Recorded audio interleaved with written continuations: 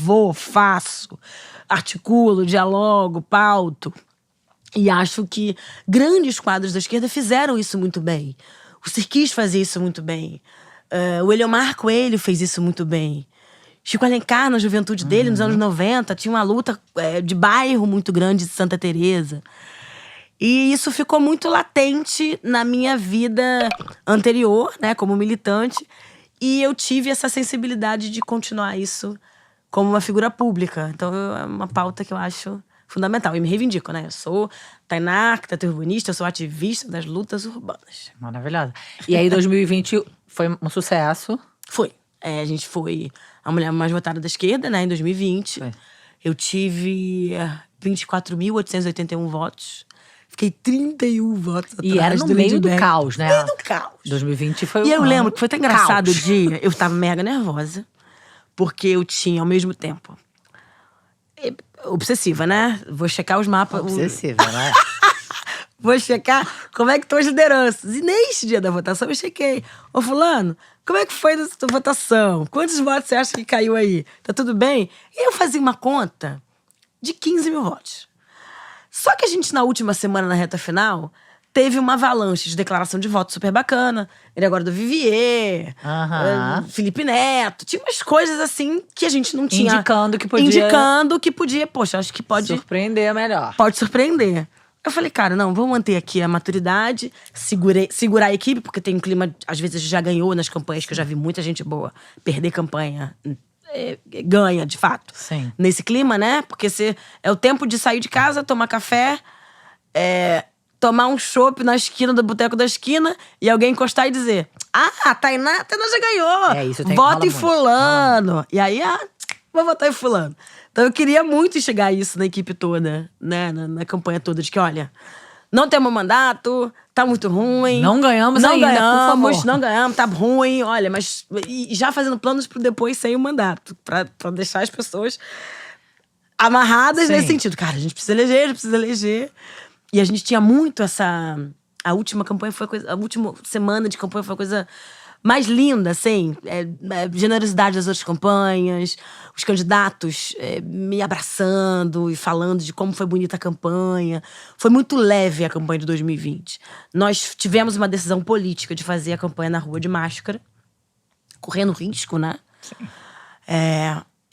A gente se testava a comunicação, os setores que estavam mais próximos, né? Mas aquilo era mega falho, porque a gente estava ali em risco completo. Mas a gente entendia que o nosso foco, o nosso público-alvo era o público mais vulnerável, que estava na rua todo dia. Que pegava trem, que pegava BRT, então não podia ter um discurso descolado da minha prática. Como é que eu sou uma candidata que se protege, que quer atingir o público que pega BRT. E foi emblemático um dia que a gente foi fazer campanha às 5 da manhã no BRT da Zona Oeste, não lembro a estação. E todo mundo sem máscara, assim. Todo mundo sem máscara. E a gente chega, a equipe toda chegou sem máscara. Aí eu mantive o pessoal do vídeo com a máscara. Eu resolvi tirar a máscara. Não, eu vou gravar esse vídeo, vou tirar a máscara. E eu boto a máscara quando eu terminar de fazer esse vídeo. Porque a gente tá aqui. Olha o que tá acontecendo no país. Sabe, a gente sentia… A realidade é que ninguém tava se protegendo. A gente sentia um clima… Ninguém podia. Não tinha educação de saúde. Não tinha nada. Você vai se preocupar com o Covid… Foi uma coisa, óbvio, seríssima no mundo. Mas assim, pra quem não tem, né, dinheiro pra comer, pra ir pra…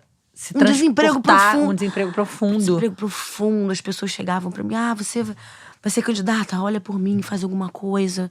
Eu não tenho dinheiro pra ir pra cidade, porque as pessoas na Zona Oeste falam que o centro é cidade, né? Não tem dinheiro pra ir pra cidade pra conseguir trabalhar e tal. Aquele caos. E aí, no dia da votação, eu tava muito tranquila e pacificada nessa coisa do dever cumprido. A nossa campanha teve muito sentido naquele contexto.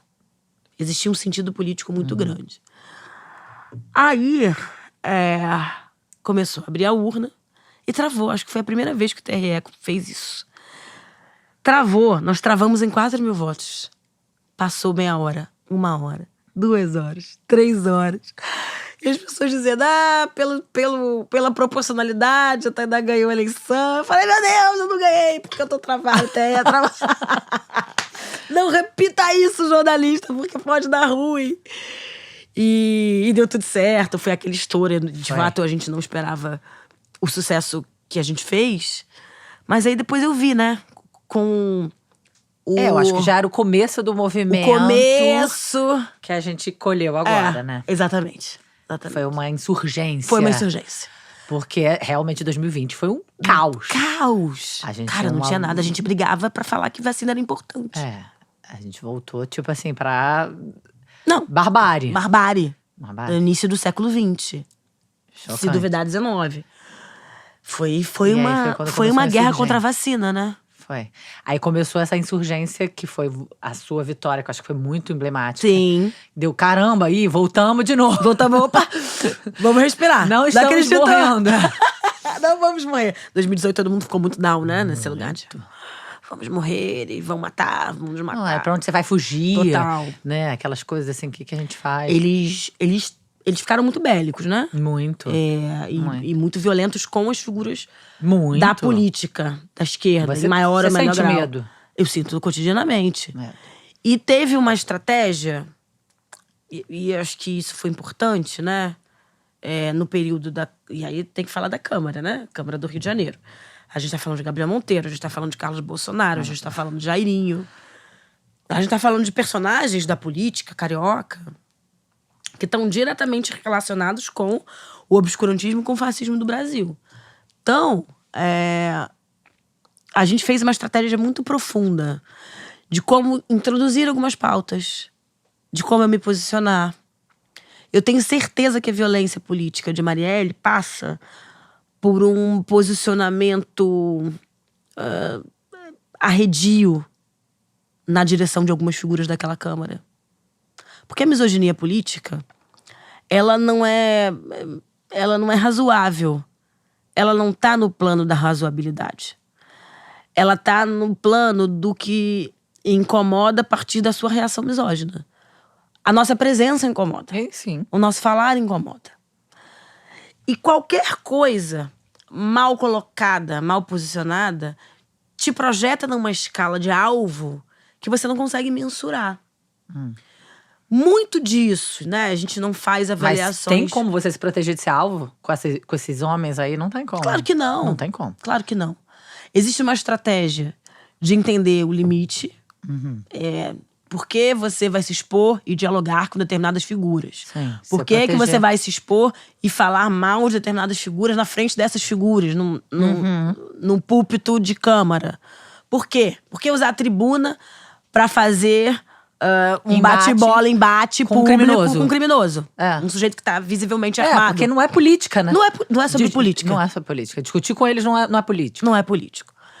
E a gente fez uma discussão grande, longa, sobre como é que é esse perfil, que vereadora é essa que dá pra ser, na conjuntura da política, da forma que ela se coloca, entendendo que a gente tinha uma parlamentar executada desta casa, entendendo que nós não estávamos no governo, então não existia uma proteção nacional, né? A Polícia Federal, o Ministério Público, não haveria um cobertor institucional para nos proteger. E, obviamente, os aparelhos policiais como um todo. Existia uma dificuldade muito grande, inclusive, de enxergar o 22 que a gente conseguiu construir. É importante falar, Ju, que os direitos políticos do Lula, eles só foram recompostos, né, no nosso pós-eleição.